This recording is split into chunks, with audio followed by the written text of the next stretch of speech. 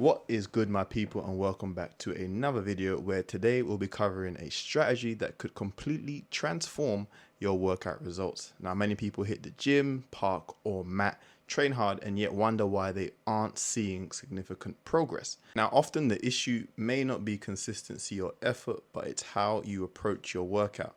Now, this strategy isn't just about working hard, it's about working smarter, and it's going to include 4 essential elements. So let's break down each of these principles so you can integrate them into your routine. So we're going to be looking at training with intensity to stimulate muscle growth, taking adequate rest periods to recover in between sets, choosing the right exercises that fit your body and your goals, and controlling your movements during every phase of the lift. Now, intensity is the cornerstone of progress. Without it, you won't trigger the muscle adaptations required for growth.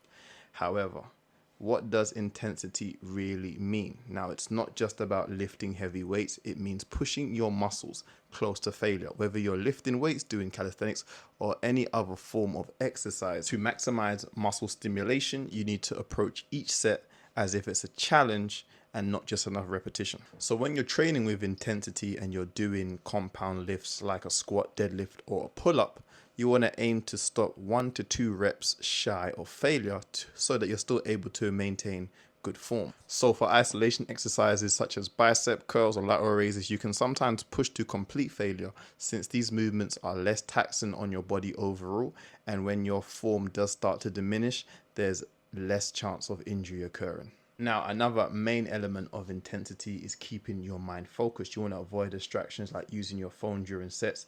Instead, visualize the muscle working with each rep. In between sets, really work on your breath, recovering, feel the muscles or targeted muscles that are working during the workout.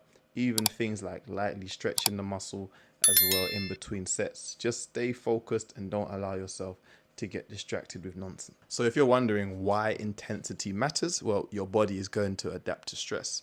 If you consistently train below your true potential, your muscles won't have a reason to grow. By ramping up your effort, you force your body to adapt and then grow stronger over time. So let's discuss adequate rest periods now. Many people obviously rush through their workouts, thinking shorter rest times means a more effective session. But if your goal is to maximize performance and growth, rest periods are just important as the sets themselves. So during a set, your muscle generates force by using stored energy and also oxygen. So after the set, your body needs time to replenish those resources. Inadequate rest means that you won't be able to perform at your best in the next set, reducing overall volume and intensity. So these are some general recommendations that I would give you for rest periods based on the exercises that you're doing. So for compound lifts like bench press, pull-ups, or squats, you want to rest for at least 2 to 3 minutes between each set. This allows your muscles to recover enough to give full effort in the next set, as they are very taxing moves. But for isolation movements like tricep extensions or bicep curls, you can probably get away with 60, more leaning to the 90-second mark, which is going to be sufficient. So you want to tailor your rest periods based on the intensity of the exercise. And if you're working near failure, then you obviously want to get longer rest times in between each set. So although it may seem like shorter rest times are more beneficial, adequate rest is going to allow you to push harder in each set, leading to greater muscle stimulation over time. Short-changing rest might feel like you're working harder. However, it's going to lead to suboptimal performance and slower results. Now, obviously, the exercises you choose will determine the muscles that you target and the risks that you take. Now, while there are plenty of gold standard exercises that most people like to follow, the truth is that there is no single exercise that works for everyone. Your anatomy, your mobility, and your goals all play a role in selecting the best movement for you. So when we're selecting exercises, we want to make sure that the movement that we're doing should align with our body mechanics to provide stimulus to the targeted muscles. We also want to make sure that we are staying in the risk to reward ratio of an exercise, which is very critical. So for example, if deadlifts cause lower back pain to you, you might want to do something else. And that may be due to poor form or injury history. Another sort of deadlift or another sort of hamstring or, exercise that targets that area may be beneficial for you. And then we also want to look into, is the exercise sustainable? If an exercise feels unnatural or causes joint discomfort, it's unlikely that you're going to stick with it long enough to see results. So you want to pick exercises that you, again, are feeling the stimulation. There's no pain, there's no, any sort of that involved while you're doing them or even after you finish doing them. So that way you can track progress effectively, and then that obviously going to lead to results in the long run. And so to give you some examples, we can talk about chest development. Some people prefer, a dumbbell press. Other people prefer a barbell press because of a better range of motion and also the strain that it may put on the shoulders and their individual body mechanics. And then for something like back training, pull-ups might be ideal for one person. However, if you aren't able to perform pull-ups at this very moment in time, you can do lat pull downs. Again, that's based on the strength that you have, and also it could be a mobility issue as well. And if we look at the lower body, we could say Bulgarian split squats might feel more effective than some compared to traditional squats. So the best advice that I could give you is to test different variations of exercises to find out what works best for you. And again, listen to your body, see how it reacts to a certain exercise. And I'm not saying to pick exercises that are all easy and you enjoy doing.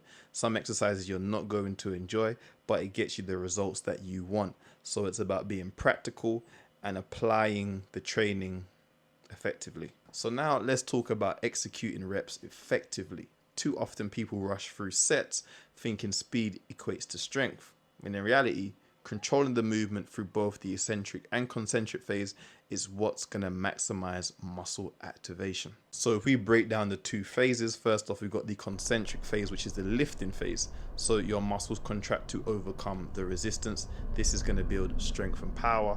And then during the eccentric phase, which is the lowering phase, your muscles lengthen under the tension. Now, I would essentially say that the eccentric phase is a bit more important because it does create more micro tears in the muscle fibers, which are essential for hypertrophy. So make sure that you are taking both phases into account and don't dismiss either of them. So what I could suggest a good tempo for each rep, for example, 2 to 3 seconds on the eccentric phase and then 1 to 2 seconds on the concentric phase. And again, the eccentric phase is the lowering, the concentric phase is the lifting. So when you're performing a squat, you could take 2 to 3 seconds to lower yourself down. You could do a brief pause, again, depending on your current stage of training, and then power back up with controlled speed. And again, avoid using momentum, swinging, jerking throughout a movement. All that is unnecessary and is going to reduce the effectiveness of the exercise and could lead to injury. We want to make sure we're controlling every rep.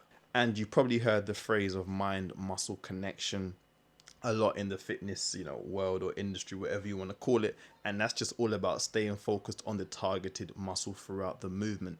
You want to make sure that you're feeling the tension and the connection to the muscle rather than simply moving the weight. So if you're doing bicep curls, you don't want to see your shoulders swinging and other muscles getting involved. You want to make sure that it's strictly the bicep working. Now, again, if you're pushing towards failure, you might cheat a little bit on the last couple reps. However, if the form breaks down completely and you start doing extra stuff outside of what's required, that could lead to injury, and nobody wants that.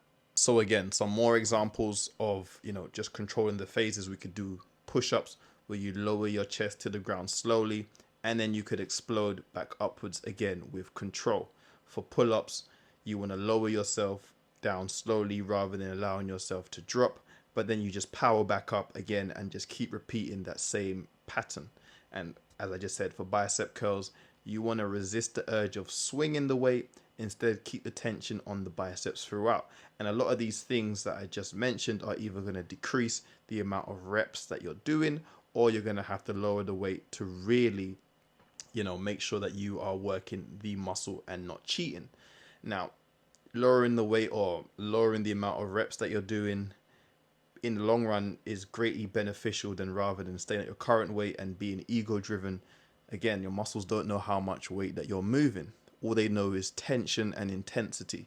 So regardless if you're used to doing 15 kilos or 20 kilos, whatever, and you have to drop down to 12 or 10, if you're still seeing results, what's the issue?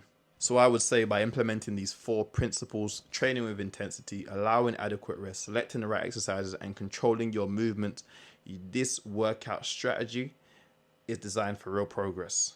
Remember, fitness isn't just about showing up, It's about being intentional with every rep, every set, and every decision that you make wherever you decide to do your work, in the gym, in the park, on the mat, on the field, wherever. It's about the intention that you set and then following through with that intention. Now, if you found this video helpful, make sure to like, comment, and subscribe, and share it with someone who could use a boost in their training, especially if they're seeing a plateau or not seeing any results anymore. Send them this video. Let me know in the comments how you plan to implement this strategy into your workout. And again, I'll see you on the next one. I'm out. Peace.